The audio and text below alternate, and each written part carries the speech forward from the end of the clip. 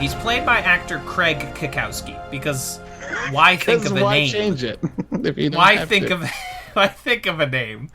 You've got a perfectly good one sitting right there. Craig Kikowski, who you might know from fucking every episode of Drunk History, like 100% of Drunk History's 70 episodes of Drunk History. Can you even imagine? He was not in Avengers. The headline was misleading. Why would they lead me on like that? I like to think he's on Sokovia or something, and you can't convince me otherwise. According to Officer Kikowski from Community, Marvel Studios got really hands-on with Age of Ultron and penned in Joss Whedon creatively. Yeah, the way that article is written sounds like they're getting this information from Kikowski. Hot scoop from Officer Kikowski. Marvel Studios is getting really hands-on with Age of Ultron. News from the war front. Officer Kikowski reports Mussolini up to no good.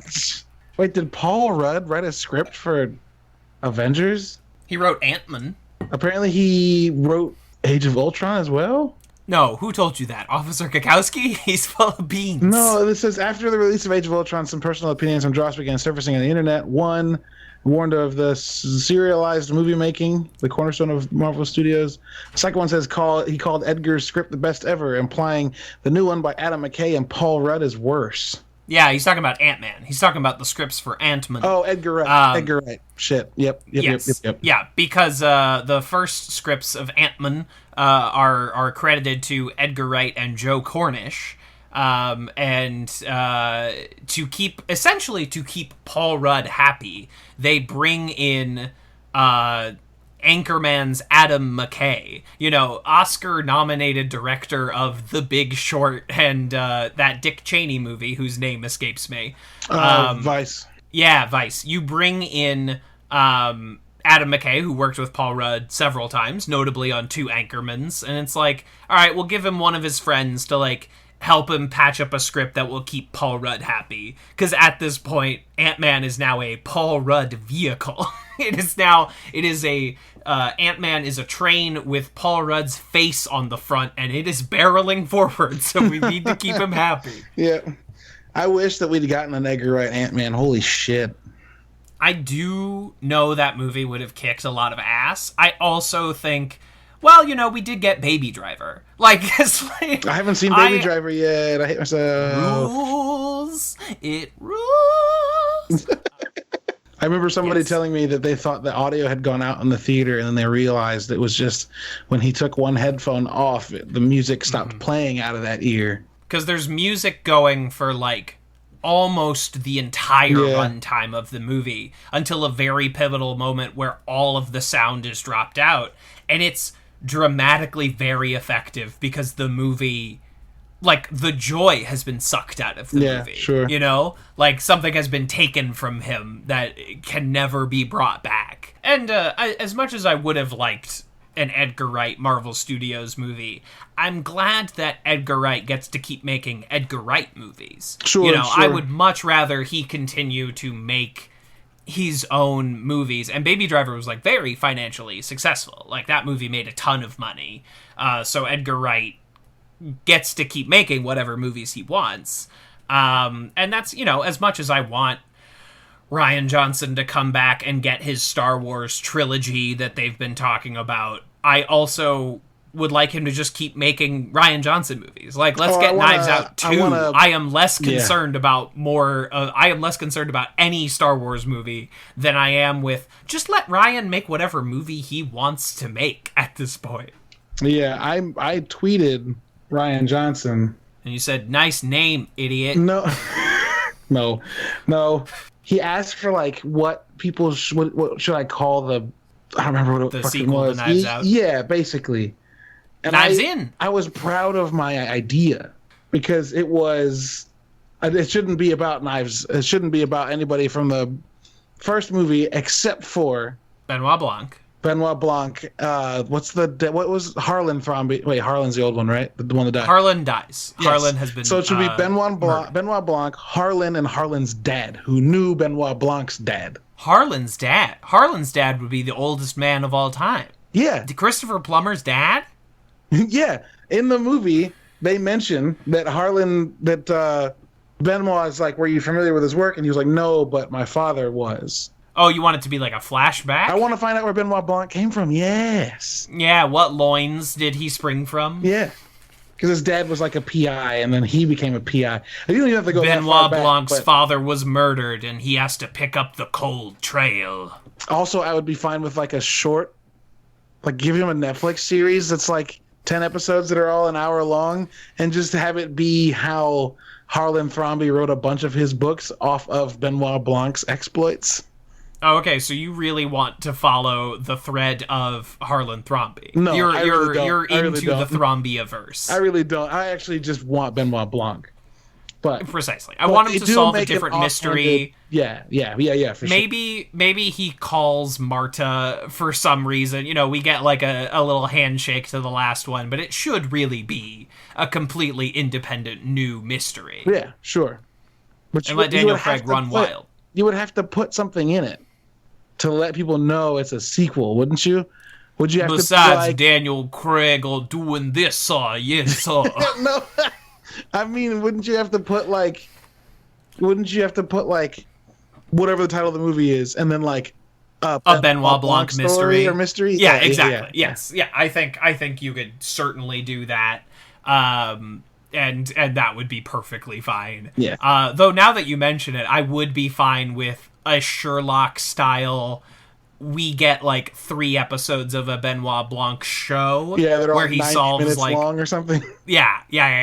I would also be fine with that, but literally, I'm at the point with Rian Johnson where I'm like, whatever you think is fine, I will think is like whatever you want to do.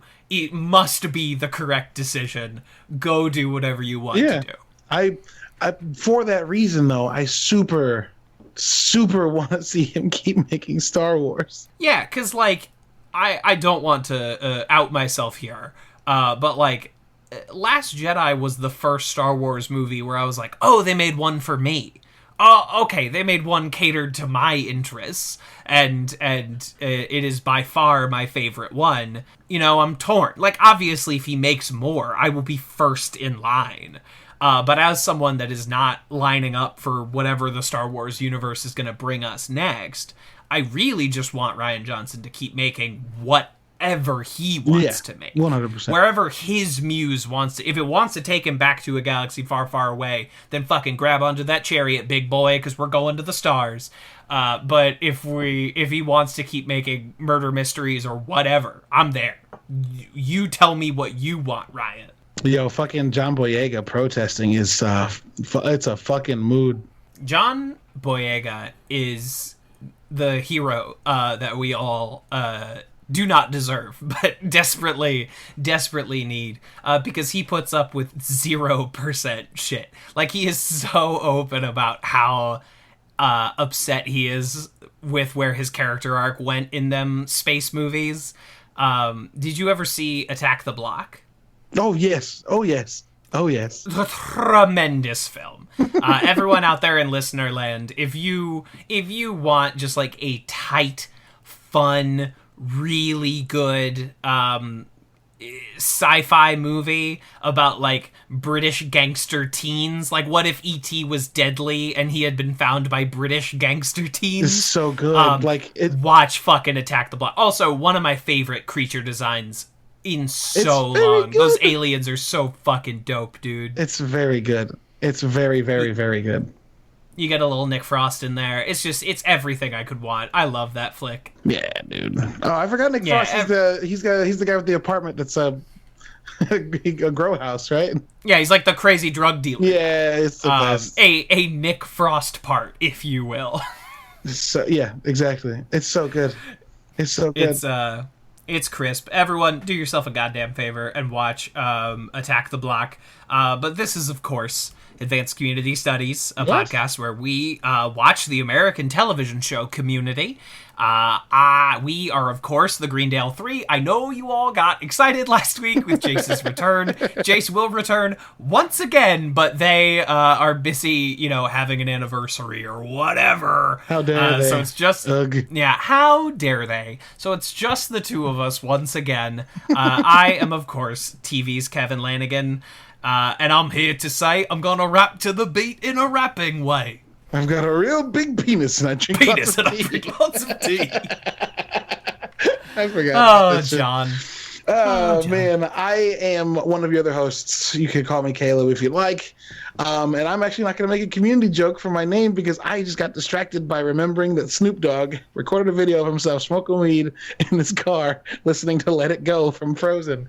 And I forgot how much of a fucking mood that is. That's fucking... I think that is the mood of every dad. It's so good. And then he looks at the camera and goes, sometimes you gotta let it go.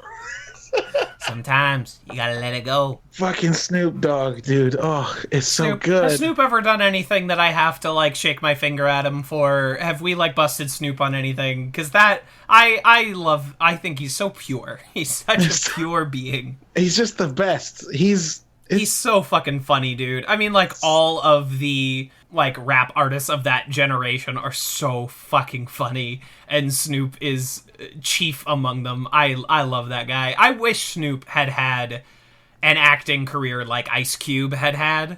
But I think Snoop's just too busy chilling. He has no need for money. He'll show up on, like, WWE television every so often, and he's perfectly content to just let that be his life. I don't know why you would do anything else. That's what I'm saying. It seems like the most chill flex. Like, if you've got the chance to do that, fucking go crazy, man. Yeah. You live your life, Snoop. If you can, why wouldn't you?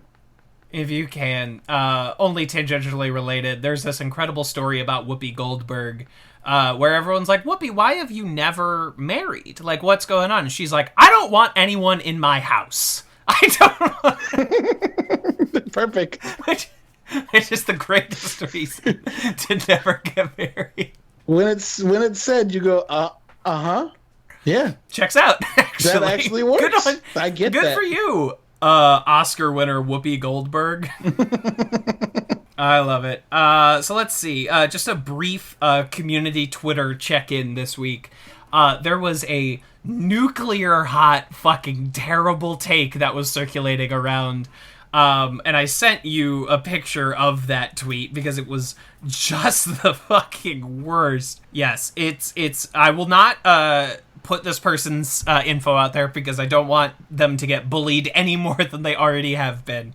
But it's a poll. Who is your favorite community character? Unfortunately, all the interesting roles are males. All female roles are somehow unrealistic and extreme. The options they gave were Abed, Jeff, Troy, and Chang.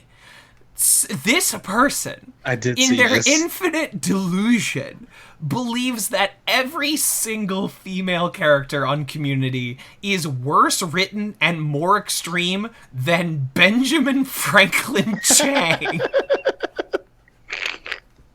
Are you fucking kidding me? Well, I mean, so there you go. I'm trying to think of what ways I can even try and maybe. Like, okay. Give them some Creedence Clearwater. Revival. They, like, even Joan Fogerty could not give them fucking credence on the, like, if your window for female characters does not include Annie Edison, Britta Perry, Shirley Bennett, or fucking Frankie Dart, then what the fuck are you looking for? Like, what could you possibly be searching for? I'm trying to. They cover everything. I'm trying to see where they could possibly have grabbed this take. Like, I don't know. Come on, I don't. How much of have they watched? Like, more than the first few episodes of this show? Like, it's beyond the pale. I want to see what the final fucking total was. Yeah, I'm looking. I want to see how this poll shook out. I didn't see the poll results because I refused to vote on it.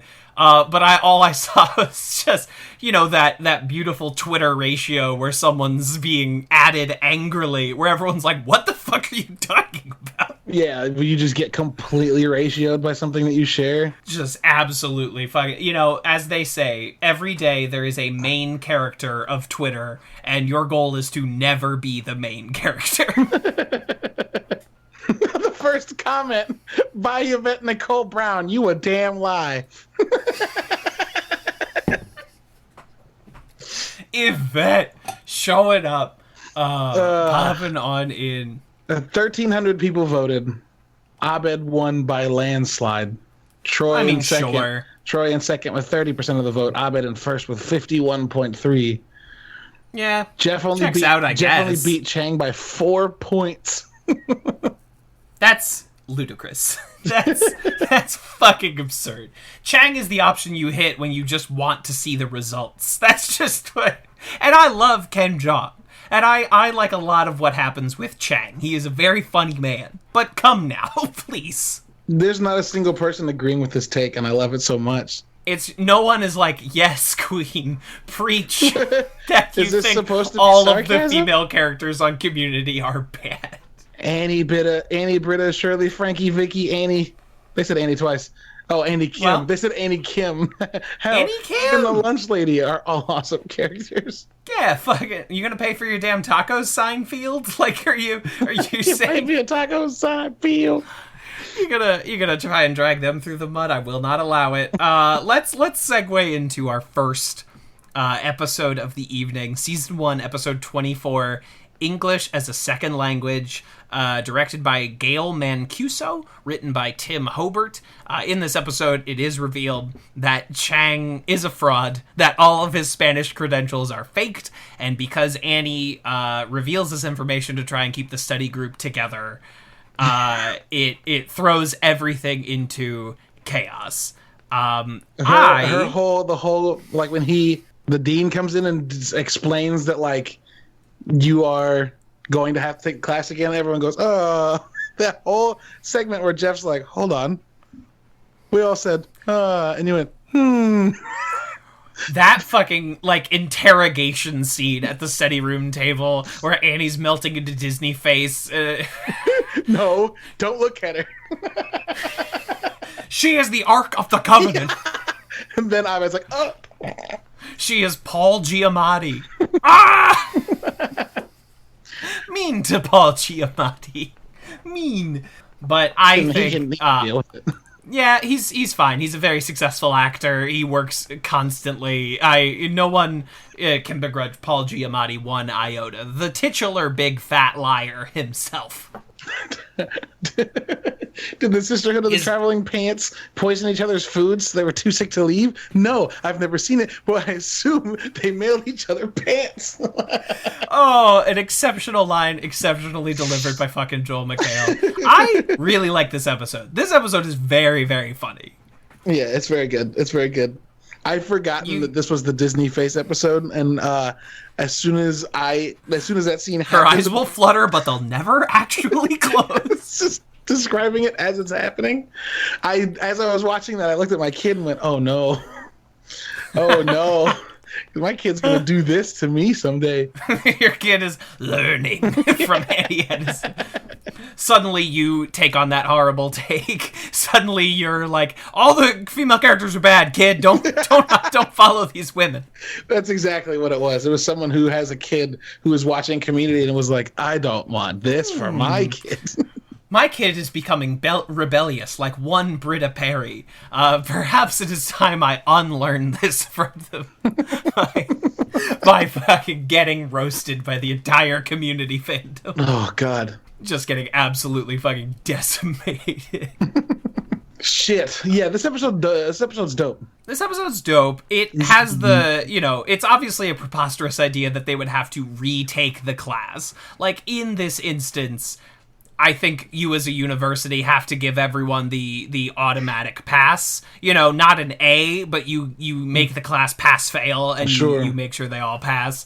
But this is very funny. When they all legitimately learn Spanish and start talking Spanish at each other. Vámonos, rápido! Tierra del Fuego. And then what's his nuts is like, yeah, we all love Heather. Hannah, too. Hannah, yeah. And you can't have a test without a class. We love Hannah. Starbird's bringing it on home. A man of the people. Demos Stamatopoulos. The most Amatopoulos. That the whole back and forth between Jeff and Chang, which we haven't had a good scene of since Home Economics, like 100 years ago, where he's like, one question, where'd you learn to count questions? Second question, I'm confused. I'm supposed to tip my bag play? It's just this great, like, vaudevillian, like, set up, knock it down. Chang sets it up, Jeff knocks it down. Over and back over. And forth, it's back and forth. Beautifully fucking written. Does anybody know how to study? Annie usually. Who said he won? I think it's incredible. Chang fucking smashing up Jeff's car with the guitar. And then the Koppelgangers showing up once more. Koppelgangers come in. A-cab, all cops are bastards. You know, you didn't have to tase them. No, certainly not. Certainly not. They were literally not doing anything at the point that it happened, and one of them was standing on their own car. Dan Harmon. All cops are bastards. Time. Community knew. He knew from fucking Jump Street. Jeff Wigger's fucking jamming out to Cop Killer in his car, all right? Yes. I wouldn't put it past him. No, not Jeff's at all. about old enough to fucking jam to Cop Killer. 1 3 1 2. This works. Season 1 of Community has this weird triple finale. It's so strange, dude. Where Modern Warfare feels like it could have been the end of the season, but then you pile it on with this, which is like the, oh no, our grades kind of finale, and then you get to like the very emotional finale that we will soon talk about. It's this weird like sense that we're finishing the season 3 different times, like right in a row. And this is because they got the additional 3-episode extension, right? Not necessarily, because the 3-episode extension is Chicken Fingers, Art of Discourse, and Modern Warfare. Like, that is where I guess they already had 2 extension. without the extension. So they had this planned, and they, like... Yeah, they haven't even filmed Chicken Fingers yet. Like, this was the plan going forward. And it feels, you know, because they had already basically finished everything by the time the episodes were airing, they couldn't see the response to Paintball and pivot the show at that point. They had to see the response to Paintball after production offices were closed and go, oh, wow, this, like, really took off, and we must follow this energy. At all costs. Yeah, it's interesting because it also feels... It's weird. It's because, yes, it is 3 finale-esque episodes, but it also feels like it finalizes separate parts. Like, the Paintball episode is, like, the Paintball episode. I don't even think of that as an end-of-the-year episode. It just feels like... It makes sense happening at the end of the year, if that makes sense. Does that sentiment make sense? Yeah, but then it feels like that is the episode that properly feels like the end of Jeff and Britta's season arc. Sure. Yes. Paintball feels like, okay, this is a logical cap that we're putting on this plot line for the season. And that, of course, will explode 2 episodes later. Yeah, sure. But that feels like such a good emotional, logical cap. Yeah. To place on this. Yes, and then English as a second language is them taking their last final. Yeah, it's the end of sort of the Chang of it all. Like, in the next episode, he's really just like there to beat up Duncan. He's only in a couple scenes. Yep.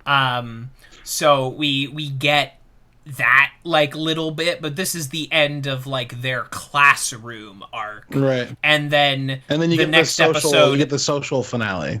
The social finale that has to invent a bunch of new conflicts to resolve. It has to suddenly come up with a bunch of... There's like four. There's like 4, and they have to be like, actually, this is going on. And you're like, I guess? Yeah. I guess it is?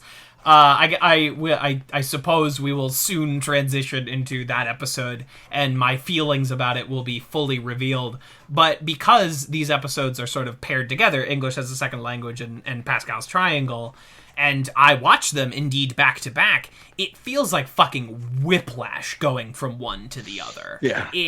It's such a crazy turnaround that happens because Annie almost sabotages everyone's 4-year plan to keep the study group together, and then 1 episode later she's like, I'm leaving, bye. It's fucking absurd. Just to be Ling Lang. So what's his nuts can be Ling Lang Micka Dang Jr. Annie, then a fully independent woman. I'm gonna move for this guy who plays Hacky Sack. That guy we haven't seen in like 10 episodes. Bye. Now, do you think that she was actually ever going to leave, or do you think she just did it to manipulate an emotional response out of Jeff? I think she was actually going to leave, and I think she ends up changing her mind. Maybe she was on the fence, but there was always a possibility that she could legitimately leave. In my head. All right, we're just fully transitioned now into Pascal's Triangle. Let's just stumble into it. We'll just roll into it. The season 1 finale, Pascal's Triangle Revisited, directed by Joe Russo, written by Hillary Winston, at an unfortunately named dance. I guess some emotional threads come to a head when Britta and Slater both vie for Jeff's hand. God damn it, Community, for just putting Lauren Stamil in front of me one last time. Devastating. Devastating. Annie threatens to leave. Troy needs a place to live. Shirley is also there. Everything comes to a head. So I think I've been unable to really couch my feelings about this episode. While Pedro Pascal's Triangle Revisited is very funny, there are some good jokes, I am really not a fan of this episode. It feels like a completely different TV show for half the episode. Yeah, because so much of the show, we've mentioned this before, so much of the show is so unconcerned with bogging itself down with, like, romantic relationships. It really doesn't have any of that. Like, sure, you've got Jeff and Britta hooking up in the Mabel episode, a few episodes before. Sure, you have Annie fawning over Troy. Like, there's romance in there, but it never takes the center stage in any episodes, really.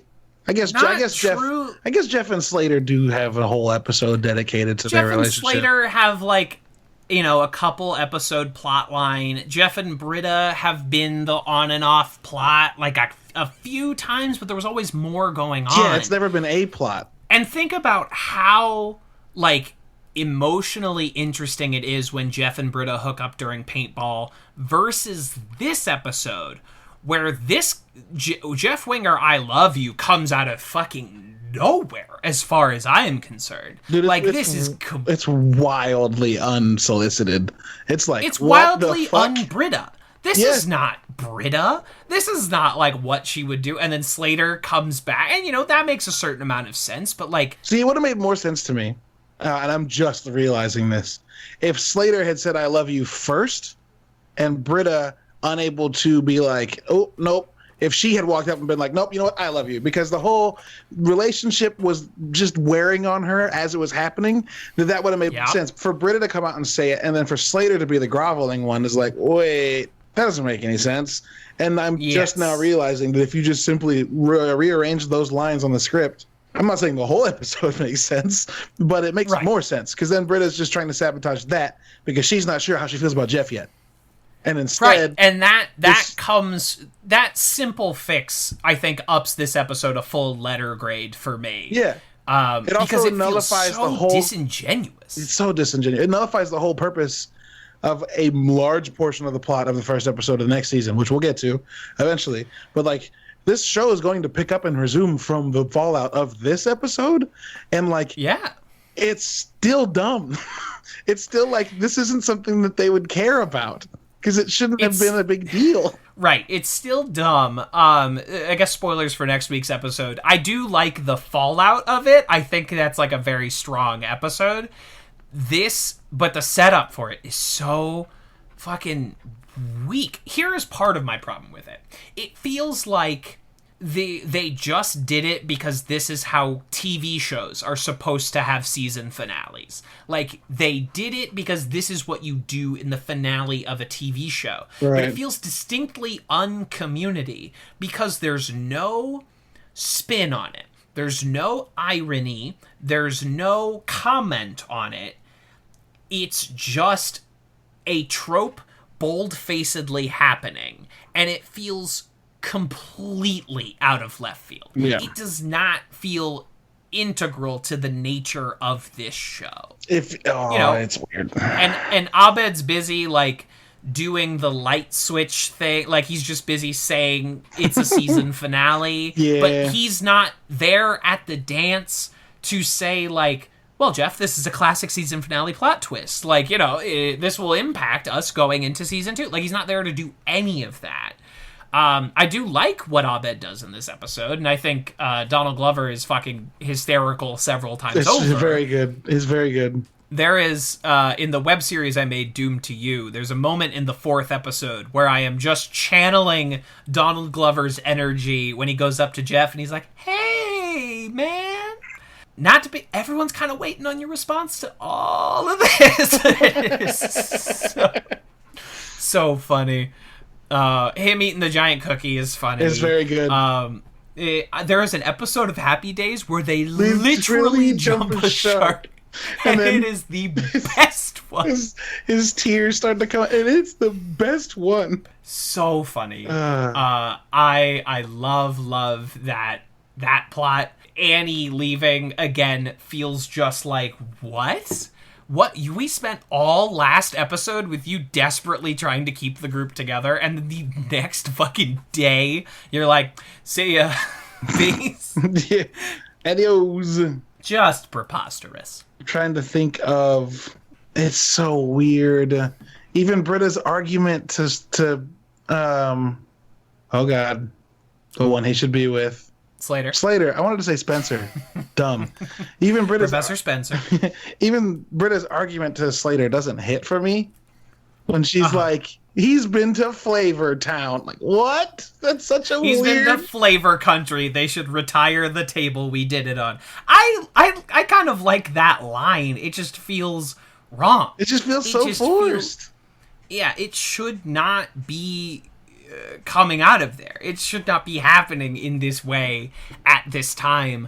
I like, it's a season finale, so we bring back a lot of the favorites from the season. We bring back Ian Duncan, we bring back Whitman, we bring back Matt Jones as the coffee delivery guy. Yep. Garrett, Leonard, Vaughn, we stole him back from NCIS for a minute, and then we can push him back off there. Yeah, he flies away. Yeah, he flies on back to New Orleans or Los Angeles or wherever the fuck his version of NCIS took place. And that's fun. I always, I'm a sucker for that kind of shit on a TV show. Like at the end of Scrubs where they line up everyone who's ever been on Scrubs in one hallway and just have JD walk through it is like very emotional for me. Sure. The end of Lost is very emotional for me, but even that cannot salvage this very strange episode for me. Yeah, it's weird. It's weird. Before I respond to that, I have to take an extra strength vitamin. Duh. He pops it. Duh. What? What a bit. What a lame-ass bit. Like, Winger being fucking mad corny. Being mad corny and petty. Just fucking... Being mad petty.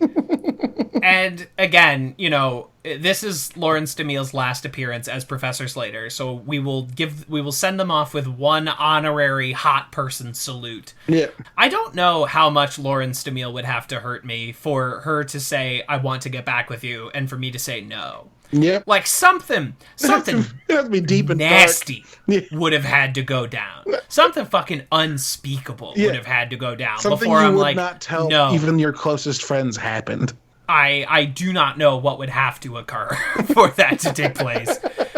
Justice for Slater, it does not work for me at all. I thought it would be my burning hot take coming into this episode, but I'm glad you're sort of on the same page with me. No, you're good. This episode is strange and messy and nonsensical. Whereas the season 2 premiere is strange and messy and kind of nonsensical, but in a way that still feels like Community, the television show that I've come to know. Yeah, 100%. And, I think you and I are harder on this episode than most people generally seem to be. Yeah, I mean, and there's probably an argument that can be made that, like, we might be looking into some of these things more than the average person would. That's something I've actually come to grips with a lot recently when thinking about doing critique of literally anything. But, like, the point is that you were afraid because what you thought was going to be a hot take And what you thought you had what was going to end up being a hot take,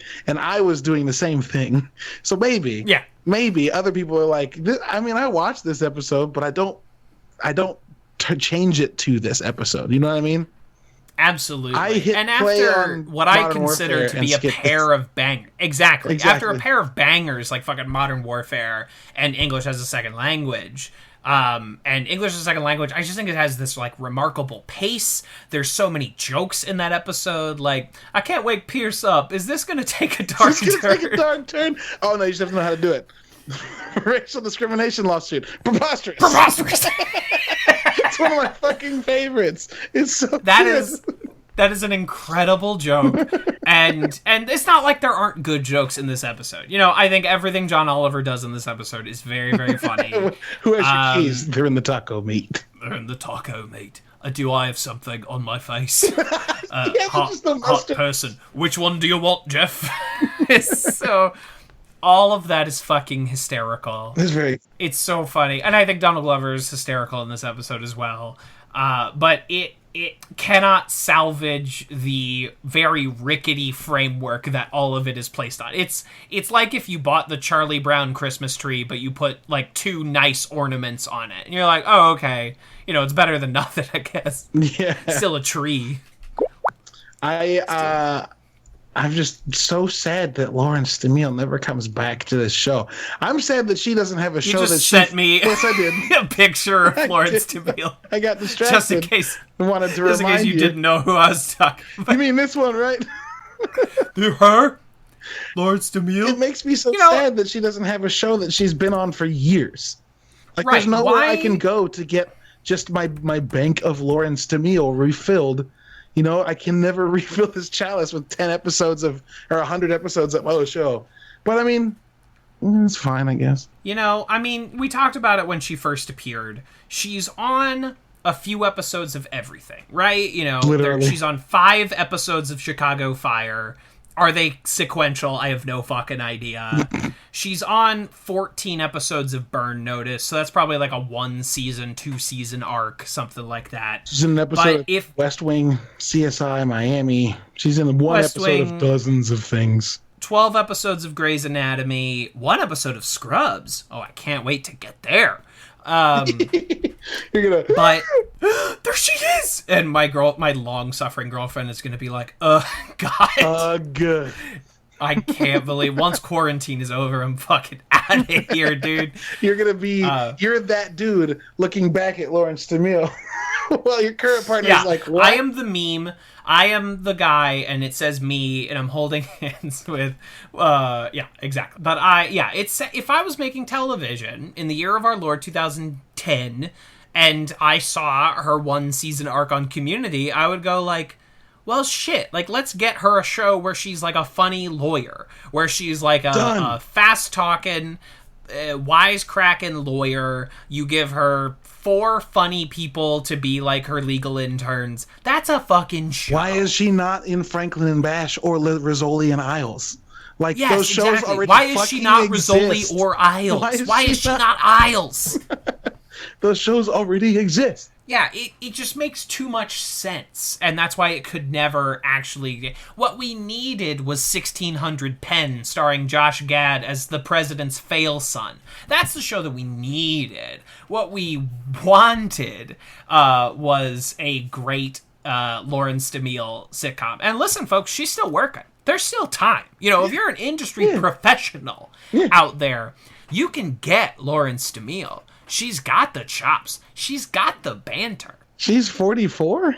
Fuck out of here with that. Not in the episodes of Community we're watching. No, just pictures of her now don't make it any different. Oh, I see. She's looking at everlasting Lawrence smoke DeMille. Show is what I'm saying. Yeah, she is an eternal smoke show. She's the fucking Burning Man of smoke shows. And again, you know, and apparently in talking to a lot of other Community podcasters, you and I are much higher on Slater than other folks seem to be, but I just don't understand why the fucking red carpet was not rolled out for her after this. I would roll it out with my own hands. Why is she not Rick or Morty? You know?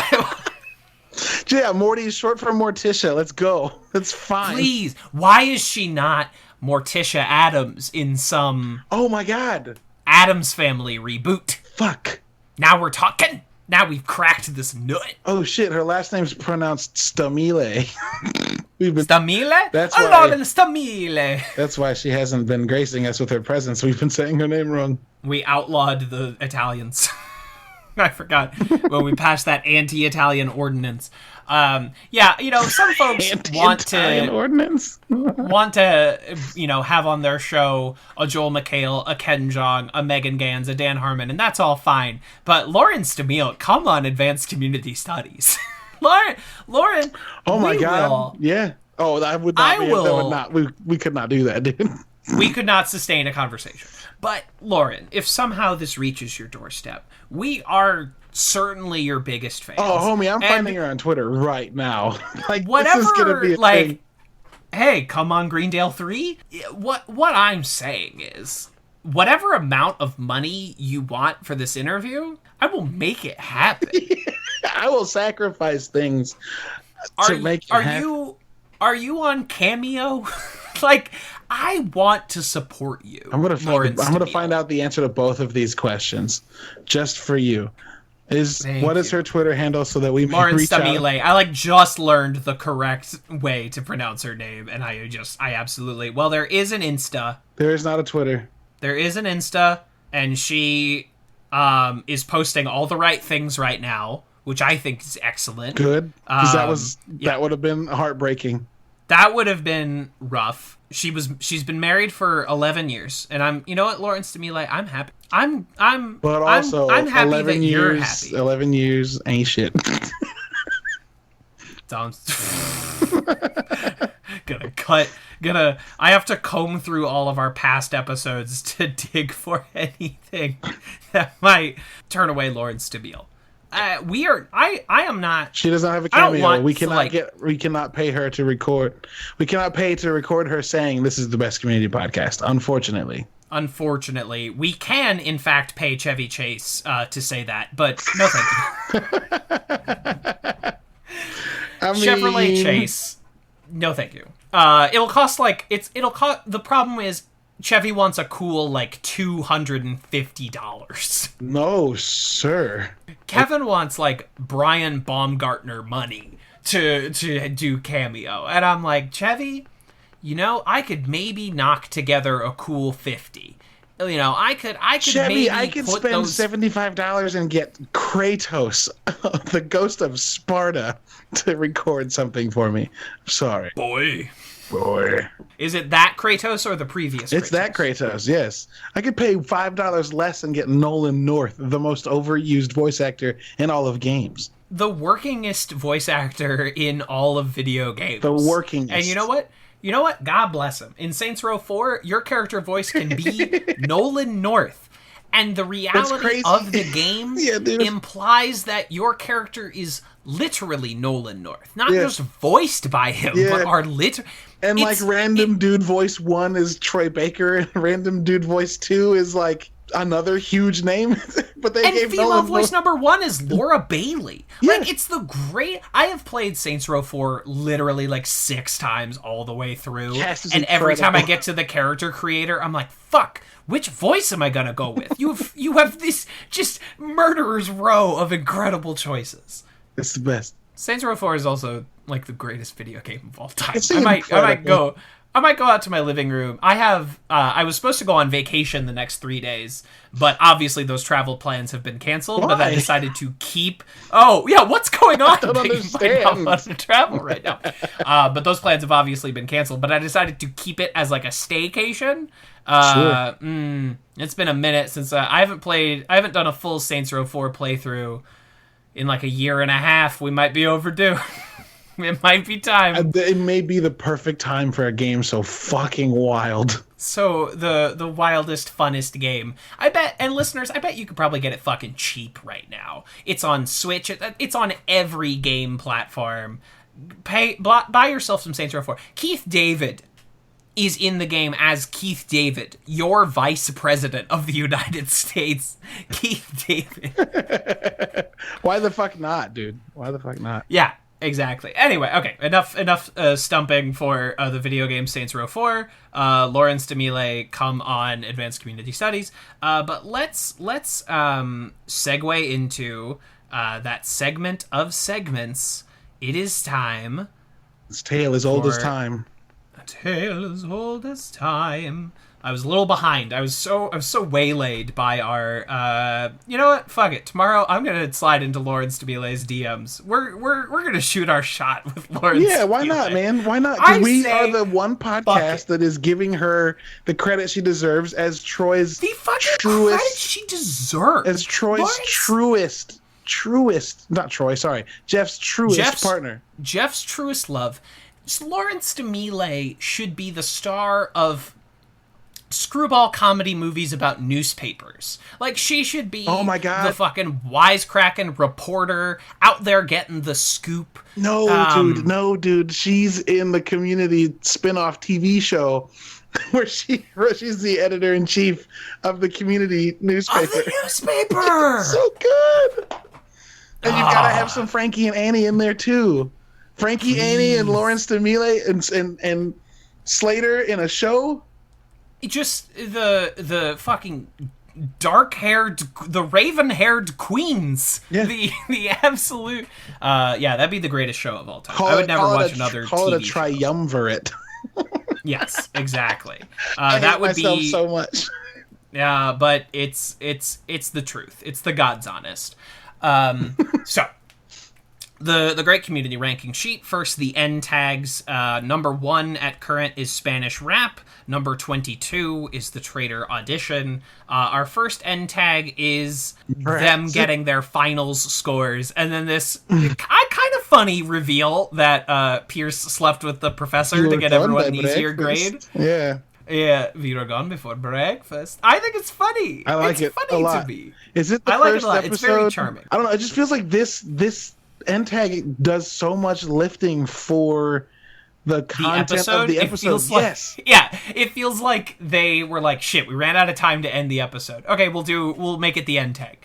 Right. Like so many other TV shows that actually use the last bit to wrap up the show. And this show has, until this point, used the last bit to mostly just throw in another comedic nug your direction. And then this specific one, it's like, no, we have to finish the rest of the story. Yeah, it's like after the end tags have been going wild in the MCU, and it finally got like unattainable with Thor: The Dark World, where it's like, no, you put the end of the movie in the middle of the credits. Stop doing that. End the movie and then do like a bonus scene. Give us something extra. That's the point. It's not extra space for you. Don't it's hide the ending of the movie from me. But Abed does a nice mimic of Chang's fake out from the Christmas episode. Yep. All right, what are you feeling on this one? Is it funny? Is it better than Donald Glover screaming slut? Our current number 10. No, it is not. It is not. No. Not as good as Bert and Ernie. I think it's better than Awesome Elevator, but not funnier than Vending Machine. Okay, great. Because Vending Machine cracks me the fuck up. New and number this is 14. This is just like, oh, Pierce still knows how to. Gone Before Breakfast. New number 14. Gone Before Breakfast. Does Pascal's Triangle have an end tag? It does. It's the fucking yearbook video. Oh, the stupid yearbook video. I don't even know any know of these people.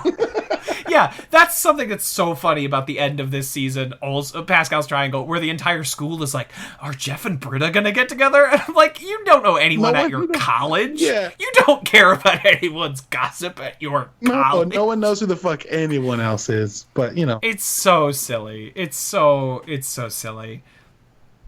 I think yearbook might go right before Gone Before Breakfast for me, honestly.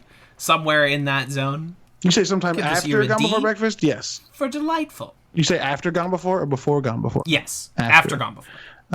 Do you hate after this? Before. Doppelgangers. What's below those? Pencil Mouth. It's above Pencil Mouth. Yeah, it is. Doppelgangers is too good because it continues to happen. All right. Does it happen then after above season Pencil 1? Mouth? Doppelgangers? There is one more instance that I can think of. It is in the Claymation Christmas episode. Yes, it is. Yes, it is because they're Claymation with them. You gotta put it below Virtual Doppelgangers. yearbook. as our new number 18. Folks. Folks. Folks. Folks. I love when people spell it like that. It makes me chuckle every time. Yeah. It's exceptional. Yeah, it was too long to write a KS. And X simply must save time. Think of all the time I save. Let's see. So the episode rankings, our current number 1, Modern Warfare. Our current number 23, Basic Genealogy. So first, English as a second language. Okay, let's look at another Slater episode. Introduction to Statistics, the first Halloween episode. I don't think this is as good as that. The first Halloween episode.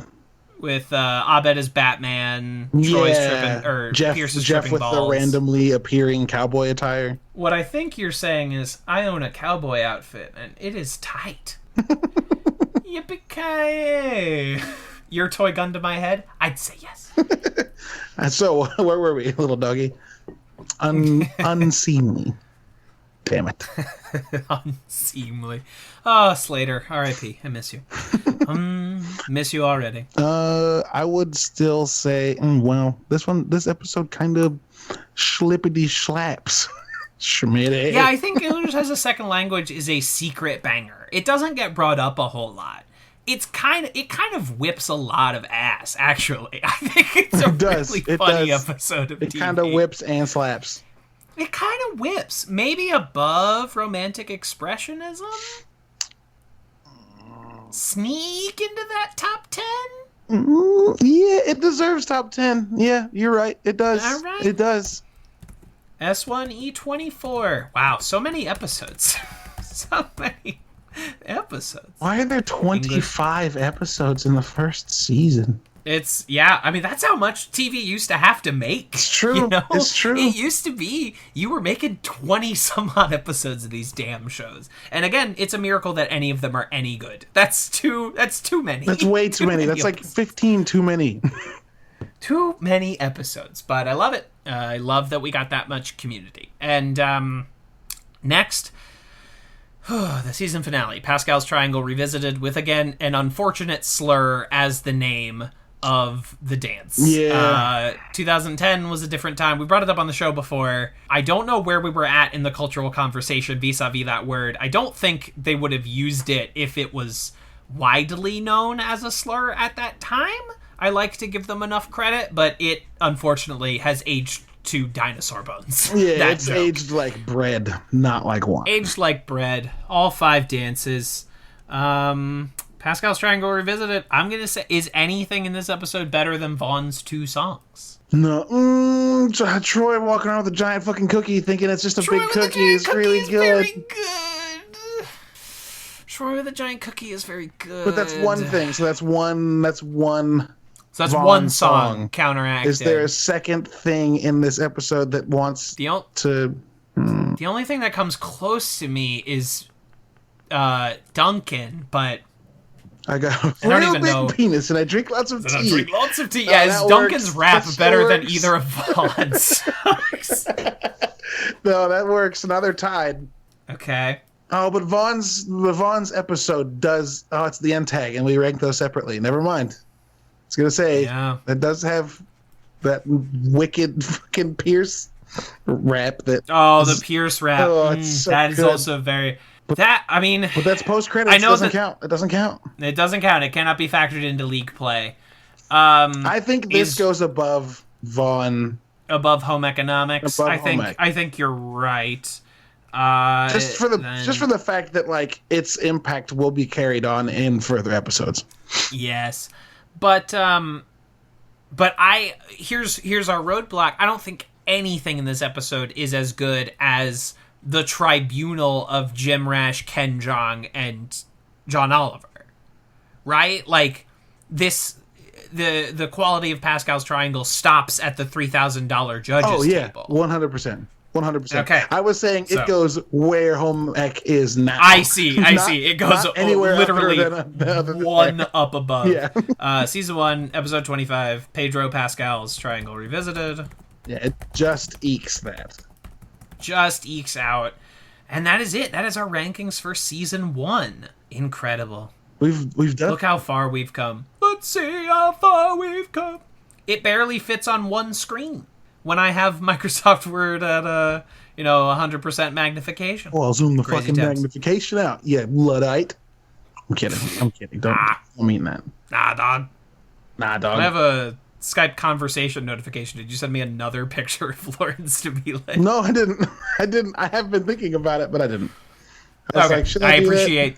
Should I? I have like a life to live after this is over. You can't just send me pictures of Lawrence. Yeah, but you just tempted me with what you just said. God damn it. Well, to prevent you from doing that, now I'm gonna hang up on you, bye. He says. In the last episode of season 1, now is the time where you can sneak in any plugs or anything you want to talk about. Oh shit, man! Yeah, for the last time in season 1. The last time in season 1, and it is an interesting season in the world that I do not hope to end soon because much needs to change. I don't know, man. I'm not doing anything new that you haven't heard me talk about before on the show, but I will point out that there was a really dope game bundle that was donated like 50% of the proceeds to the bail relief fund and the other 50% to like NAACP legal defense and educational fund. And it was a fucking like 2,000 games. It was started with 740 games and like 1,200 creators, and their goal was to make $5 million. And when it ended yesterday, it made like $8.2 million, and 1,000 creators or 1,000 games had been added to its library. So for whatever you decided to donate, you got 1,740 games. Which like exceptional stuff. Fucking incredible. I love that shit. Creators like just simply putting forth their generosity for a better cause. Yeah. It rules. You love to see it, folks. Just take my shit, they said. But that's not it. Like, that ended. So if you didn't do that by yesterday, you missed it. And I don't intend to just disappoint you, because Humble is doing the same thing, and theirs just started. And you can get 50 games and 25 books for $30.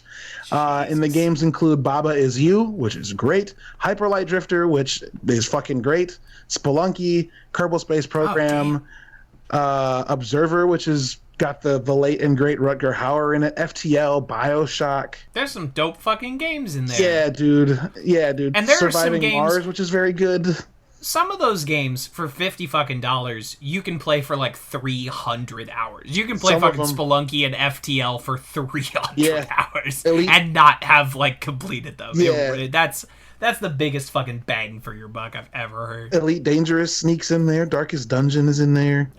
Oh, Darkest Dungeon also rules. That game also kicks my ass. Yeah. I'm such a shitty little video game boy. It just absolutely whips my shit. Dude, it's so good. And then books, you've got the core rule book for Starfinder, which is dope if you like playing tabletop role-playing games. But you also and those books are $50 on their own. Those are $50 alone, exactly. You've also got Prince of Cats, which is a really, really good graphic novel take on Mercutio from Romeo and Juliet, but takes place in like the 1980s Harlem, and it's fucking amazing. Yep, Prince of Cats is the dopest shit. Ghost in the Shell's in there, a Shaft graphic novel is in there, 12 Years a Slave, the book is in there. Jesus. Yeah, Decolonizing Wealth, and the audiobook for Decolonizing Wealth, Unsung America. Goddamn. Lessons of Ubuntu. Like, man, the power of protest. Look, this is $30 for some really dope shit. And this is what, like I said, this is what Humble's doing. So if you've got a PC, even if you don't have a PC and you want to read a bunch of books, like 50 or $30 for 25 books is fucking highway robbery. So that's daytime fucking robbery. Yeah. Like it's absolute nonsense. And it's Humble bundle. So if you want to support for more than that, you can. Humble's legit. Humble's the best. Humble's like, for anyone that doesn't know, Humble is like Bandcamp, where it essentially has like a paywall, but it's pay what you want. So if you want to give back more, you absolutely can. Yeah. So far, it started today. It has $1,243 worth of stuff in it. They've sold 25,000 bundles, and they've raised $864,000. Yep. You love to see it. You fucking love to see it. That rules. That's what I will promote, because that's way more fucking important. And their money is going to Race Forward, the Bill Project, and LDF, which I don't know what LDF is. Legal Defense Fund. Legal Defense Fund. Yeah, I was about to say something defense fund. Yep. But I couldn't figure out that L. You good. That's fantastic. Do you have something that you would like to promote? Okay. Sure. Yeah. None of my personal shit. You've heard me talk about it before. I will say check the link in the description of this episode for links to where you can donate to benefit Black trans lives. I think that is due to many recent events. Those are people that are they're the most vulnerable members of American society, and they are being placed in even more jeopardy. So anything you can do to help out, even in a small way, can do wonders for these organizations. And if you're looking for some goddamn entertainment, a new Spike Lee joint just dropped on Netflix, Da 5 Bloods, and I had incredibly high expectations for it, and they were exceeded. This movie fucking rules. It is an incredible piece of art and empathy. It tells stories that I've never seen told in a movie like this before. Spike Lee is the fucking best. Fucking rules. The cast fucking rules. Delroy Lindo is like the lead of this movie, and if you need anything more than that, then I cannot help you. But if you want, there's fucking Paul Walter Hauser, there's Chadwick Boseman, there's Jean Reno, it's the... Wait, Jean Reno's in this movie? Jean Reno is in that movie. That's awesome. I didn't realize that. It's fucking everything. What's his name? Jonathan Majors from Last Black Man in San Francisco. Yep. Clark Peters is in there too. He was in what's it called? John Wick 1. That's the number one thing I remember him from.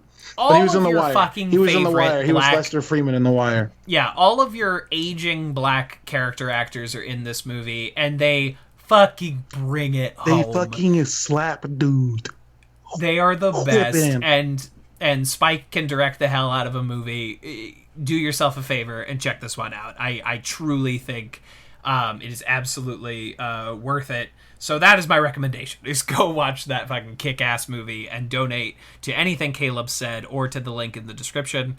And we will be back next week, I think, with a full Greendale 3, and we will be in Season 2, which... Spoilers, my favorite season of television. Season 1 fucking whips. Season 2 is going to make you feel like you've fallen into an even better show. Yeah, an absolutely exceptional piece of work, and I cannot wait to discuss it. We did only one solo episode in Season 1 with Modern Warfare. I can already tell you there's going to be a lot more in Season 2, because there are some episodes where it's like, we gotta fucking stop and talk about Advanced Dungeons & Dragons on its own terms. We gotta talk about cooperative calligraphy all on its own. There's just too many great pit stops along the way. And I cannot wait to take them. So, 2 things, and then I'll send them. We'll send them. I just found out that The 5 Bloods was co-written by the 4 people, but 2 of them wrote The Rocketeer, which is fucking amazing to me. Yeah, they, I think, wrote the original script, and then Spike Lee and another Black Klansman writer, the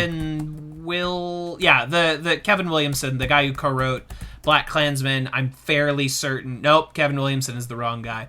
I was just looking. Hold on. I was just looking at it. Pause. Kevin Wilmot, yes. So it's Spike Lee and Kevin Wilmot do the draft script, and Kevin Wilmot co-wrote Black Klansman, co-wrote Chirac, which is another fucking incredible movie. You can watch that on Amazon Prime. I'm sure I'll recommend that in a few weeks. The girlfriend and I are doing a Spike Lee series. We're watching through a lot of his filmography, and it fucking rips. It's just go watch it. It's on Netflix. You have access to Netflix. And then, do yourself a favor. And then the last thing, the number 2 thing that I didn't fucking realize was a thing, is one. It's not about Mercutio. It's about Tybalt and the Capulet crew in 80s Brooklyn, but fucking Spike Lee's directing it, an adaptation of it. A version of it. So, you know who's fucking good at making movies? Spike fucking Lee. Man, let's fucking do it. He's the man. He's been the man forever. Nobody put out any other movies this year, so Spike can go home with fucking 10 Oscars for Da 5 Bloods. We will be back next week with a Betty White episode and the first episode to go off campus. But until next time, We say pop. Pop. Pop. Pop. Pop. Pop. The weird way he says it in that tag. Yeah. Give me some more time in a dream. Give me the hope to run out of steam. Somebody say it could be here. We could be roped up, tied up, dead in a year. I can't count the reasons I should stay. One by one, they all just fade away. So allegedly, we're getting our first Sword and Shield DLC coming up here later this month. Again, allegedly. Yeah, I'm confused about that because it's very Asian, you know? It's very Asian inspired. Oh, is it? Yeah, because this game was all, you know, England, Ireland, Scotland, and to do something that is markedly Asian, I'm like, what is this, Johto? Yeah, you're training at a dojo and you're like running around. I mean, I think you do go to the equivalent of Scotland in the second DLC expansion, but Okay, gotcha. the only thing I'm hyped for is the new Galarian Articuno, because it's just known as like the malicious Pokemon. Like how do you go from man.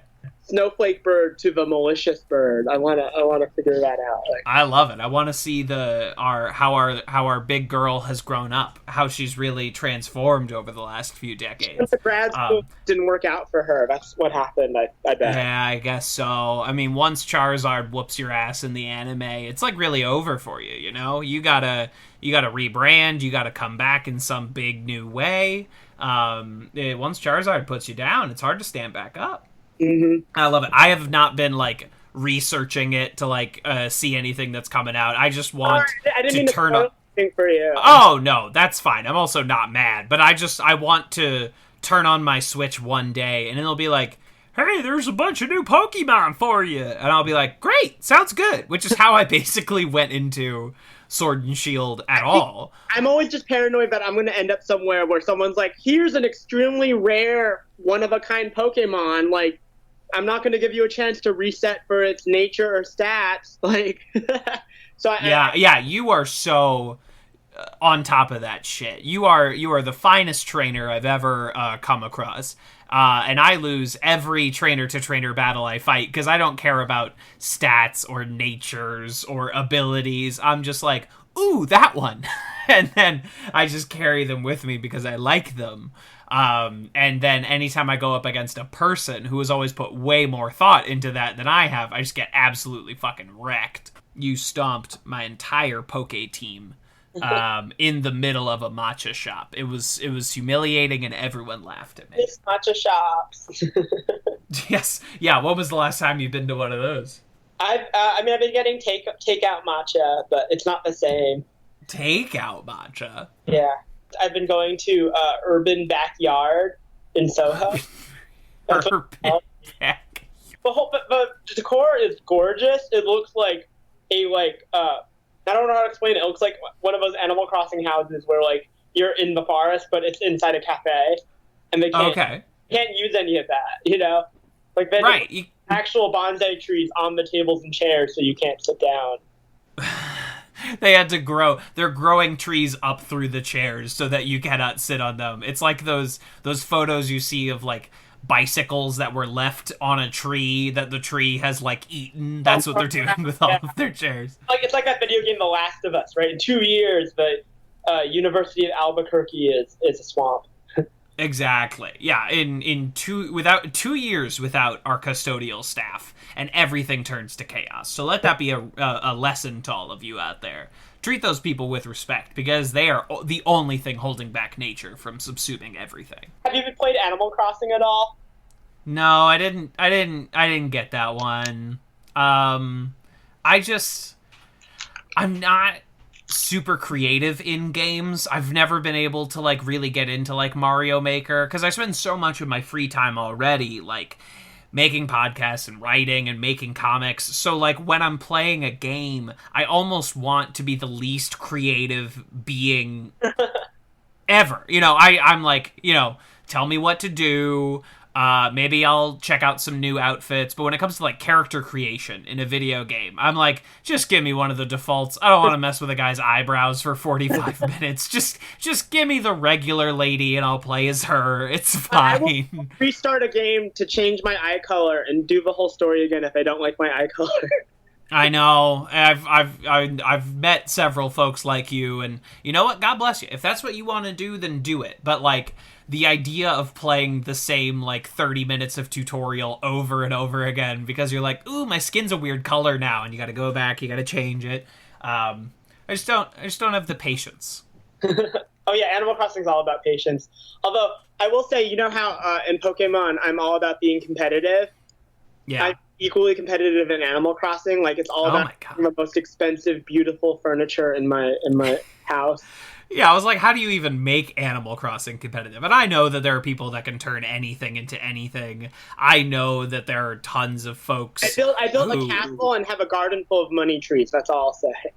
Yeah, that's a big one. I know that there are tons of folks who like have rigged the fucking stock market of Animal Crossing. There are Facebook groups where you can pay people to like give you the right items and garbage like that. I just can't even. I'm like, they're trying to crack down on that. They released a statement about it. I think like saying they're like knock it off. Yeah, they're like so.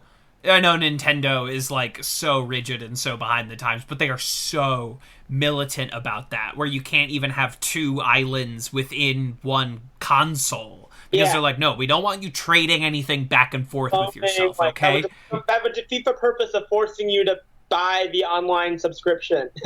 Right, yeah, that would defeat the purpose of making you that would defeat the purpose of our fun, cute animal game where you grow flowers. It would ruin our fun, cute game if we let you have your own fun with it. Oh, we hate you so. But this is, of course, the interview portion of Advanced Community Studies, and I am joined here today by comedian and Pokemon trainer extraordinaire, Otter Lee. Otter, welcome to the show. Thank you so much for having me. Welcome. It has been a minute. As I said before, I have not seen you since you absolutely stomped my ass at Pokemon in the middle of a matcha shop. I don't remember when that was. I know it was very, very cold. January or February? I can't. Something like that. Time doesn't have any meaning anymore, so. Right. I earnestly could not tell you how long quarantine has been in effect. But it's good to see you. And I'm glad you asked to be on the show. So tell me, this is the introductory question for everyone. What is your history with Community? I want to know where you're coming from on this show. I've seen a couple episodes completely out of context with my dad. Like he would just like, have the TV on, and then we would laugh. I remember the episode where they build like a giant like pirate ship or something. It was really fun. Oh yeah. I think I know which one you're talking about. But my main point of reference for Community is there's this guy in high school I had like a giant crush on, and he told me every day to watch Community, and I told him every day to watch Glee, and then he watched Glee, but I didn't watch Community, and then. So you have seen only really episodes in isolation. Yeah. But thank you for watching the 2 episodes that we were covering on this show. We were discussing this a little bit, but I want to hear your thoughts as someone that is a pretty mild Community watcher regarding these episodes that you watched, which are like the end of season 1. This is like right there at the end. You know, everything has been building to these 2 episodes, and so watching them out of context, I'm sure, is very interesting. Yeah, I mean, I was shocked at how plot-driven the last 2. I mean, obviously, it's the last 2 episodes of the season. Right, so it's very plot-driven, like character threads sort of start to pop together. Mm-hmm.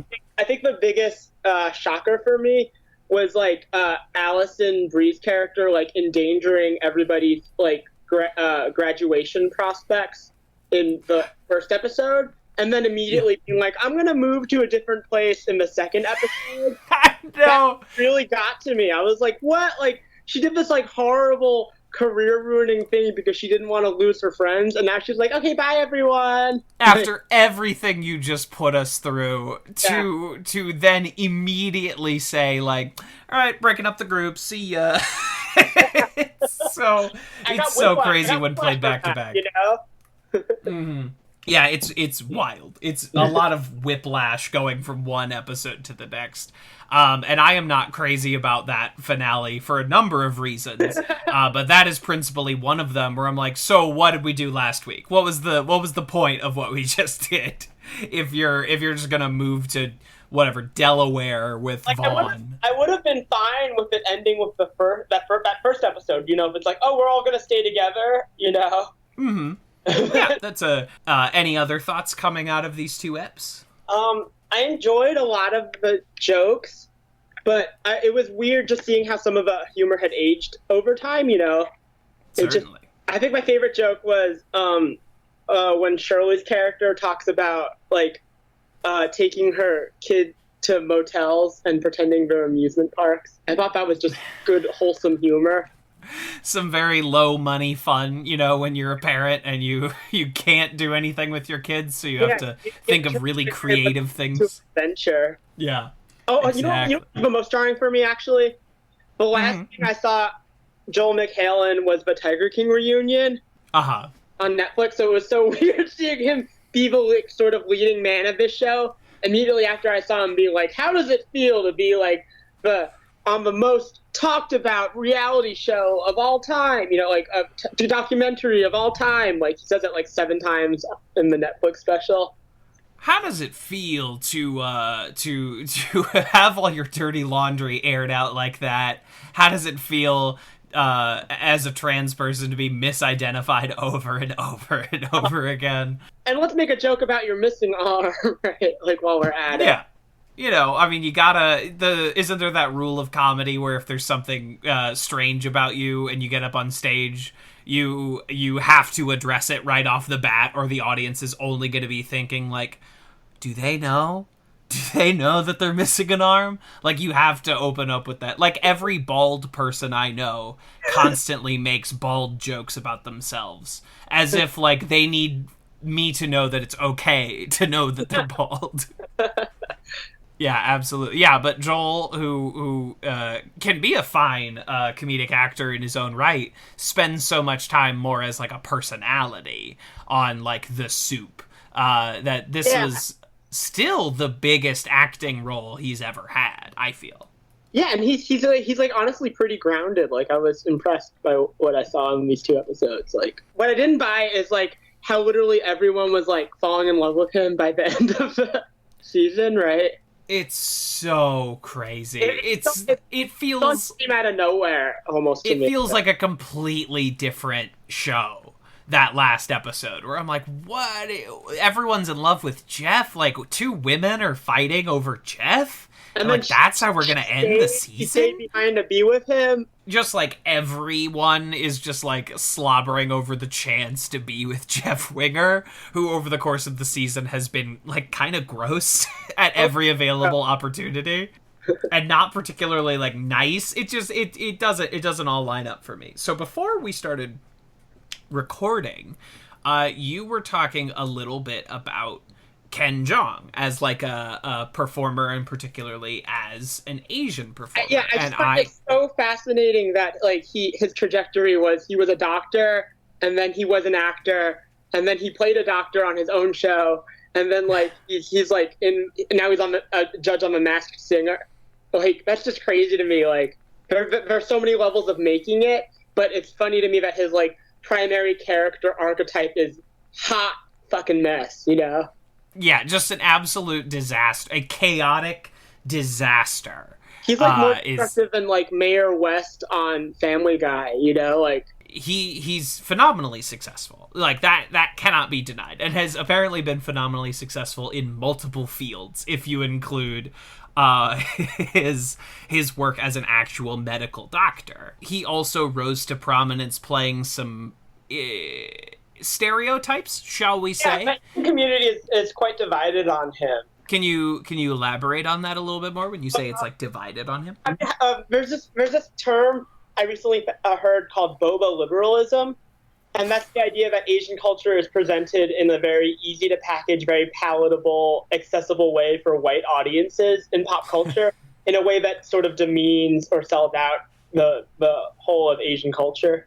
A commentary that people have about his stand-up. What I like about his acting is just that he's so crazy. Like, there weren't really any Asian parts that were like that before, so you have to admire just the sheer audacity of it, you know? Right, because he makes it big in the first Hangover movie. Like, he comes out swinging from that. The king in Role Models. He'll pop up here and there, and then he lands So good in this Role big. Model. His first scene on Community is this like extended monologue. I don't know if you've ever seen it, but it's this extended monologue. Is like, people say, "Senor Chang, why do you teach Spanish? Why you? Why not photography? Why not martial arts?" And it's this huge, like, long speech that he gives in, like, literally, it's like the scene Netflix used to promote Community coming to Netflix, because Ken Jeong is probably the biggest star to come out of the show. Donald Glover and Alison Brie are obviously, like, huge in their own right, but Ken Jeong is like a household. You know what I felt really bad for him in Transformers: Dark of the Moon. His role was so unfortunate in that he's just the crazy guy who's read about the Transformers, and then he, like, gets blasted out a window, I think. Like, but you know, if the check clears, I think that is the old Ken Jeong motto, and he'd be the first to tell you that. You know, if the check clears, he'll be there. He'll do it. But I've always admired that. I do think maybe it's worth coming up, and if you don't want to speak on this, then we can obviously feel free to skip over it. But it's probably worth noting that Senor Chang is supposed to be a Chinese man, and Ken Jeong is himself a Korean man. Yeah. I mean, I certainly, I feel like as Asian Americans become more prominent in the entertainment industry, I feel like you should try to cast as close to someone's individual ethnicity as much as possible. But back then, it was like, if you can get a role on a show, great, you know? You gotta take But, like, I feel like for many years in both theater and film, it was like, if a role says Asian, it means white, with the possibility of an Asian person also being in the role. So, like... Yeah, it was either that or you were, and forgive me here, but, like, you were that or you were ancient and mystical. You know, like, those were the available roles in Hollywood for so long. His character is not a stereotype, and I'd say, at least in what I saw in these couple episodes, he's not really a stereotype. He's just a hot mess, you know? Right. He's an agent of chaos, and truly, Senor Chang could have been Senor of any race, and the character could have basically been the same. Like, shout out to all the hot mess Asian characters, like Brenda Song from The Sweet Life of Zack and Cody, you know? Love it. You know, Ken kind of helped pave the way for other Asian performers to be able to, like, take center stage, like, gave people courage to at least put Fresh Off the Boat on television. Obviously, all those performers are great and talented in their own right, but maybe it convinced folks that you could bet on them, and that bet might pay off, you know? R.I.P. to Fresh Off the Boat as well. Bonkers. That's a weird example of a show, too, where, like, it was supposed to be based on Eddie Huang's life, and then he didn't love the way they portrayed his life. But then, like, the show kept going on, and it developed its own, like, cult of popularity, and lots of the stars on it, like, branched out into other things, like, I mean, particularly Constance Wu. Oh, yeah, Constance Wu and Randall Park as well, you know, he's always around, he's always working. Yeah, he's come a long way from, who is it, Kim Jong-un. Yeah, his breakthrough performance as the leader of North Korea in The Interview, a movie that almost got us into a fucking international war. The tragedy of that is that he actually gave a pretty good performance, right? He did. I mean, I saw that movie. He is, like, the only good part of that movie. He is the only redeeming factor of the entire operation. But unfortunately, it's in a movie that, like, will forever be this... I mean, it's gonna be in the film history books, you know? Yeah. It's always interesting, right, when, like, one of those movies... When any movie gets canceled because it's too close to real-world events, right? There was that movie where they were, like, hunting Trump supporters or whatever, The Hunt. Yeah, The Hunt got canceled for like a year And then they because made it, they changed a lot of stuff, I guess. My understanding is that the movie they released in March of this year, which was the last movie I saw in a theater before quarantine, like, fully locked us down, that it's essentially the same movie. They just decided it was okay to release. They were just like, never mind, we need to make a little scratch here, so let's just put this movie out anyway and see what happens. Yeah. I thought it was quite good. Well, great. Any other thoughts you have, things that you simply must get off your chest? Oh yeah, no, I wanna talk about that crazy scene that we talked about it briefly when I first got here, before we started recording, about Donald Glover's character, right? Like, yeah, just how insane the optics are of him, like the punchline being like, oh, he's gonna be working at Chevy Chase's house instead of living there, and then you said they never addressed it again, right? Right, because there's that, the whole episode is like, where is Donald Glover going to end up living? Where is Troy going to live? And he ends up living with Pierce, and then Pierce says, oh, I'll have my people fit you for a uniform.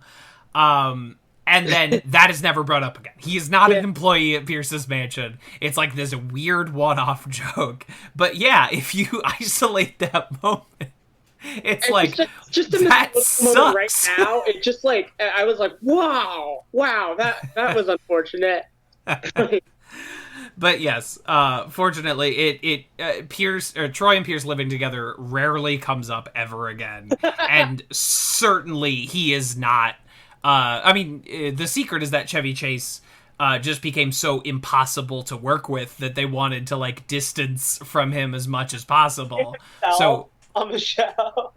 Yeah, you can tell, and like as the show goes on, he's in it less and less and less, because they just did not want to deal with that. So all of that got scrapped, and it never came to fruition. But don't worry, I understand that the optics are not good in that isolated moment, but it is not something this show continues to. Yeah, no, I mean, just the fact that you have like a black character who wants to live with a brown character, and then he woos him with a white character. It's just such an interesting like racial commentary that I don't know if I want to get into, but it just raised questions in my head, that I wasn't expecting before I saw the episode.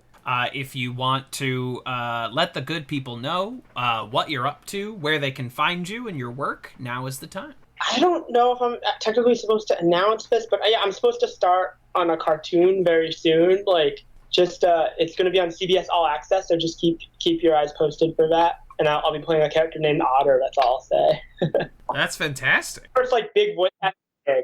Is there a good social media for people to find you at so they can stay updated on that? You can find me on Twitter, Instagram, on Facebook at /OtterLeeMoy, the handle OtterLeeMoy, OtterLeeMoy. Mostly, like, my Instagram ratio is pretty good. Follow me on Twitter. I'm trying to get, like, Twitter followers. I'm like, starting at my new job on the show. Like, I am severely behind on Twitter followers. Like, it's an honor to even be here, I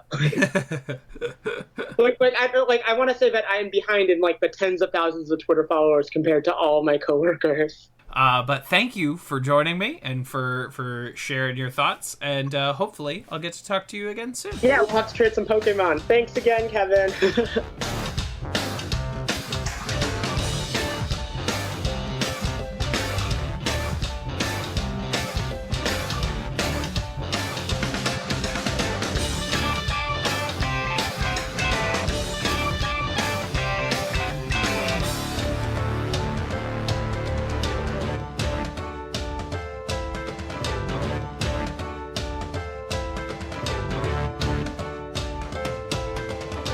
This has been a Talkback Podcast.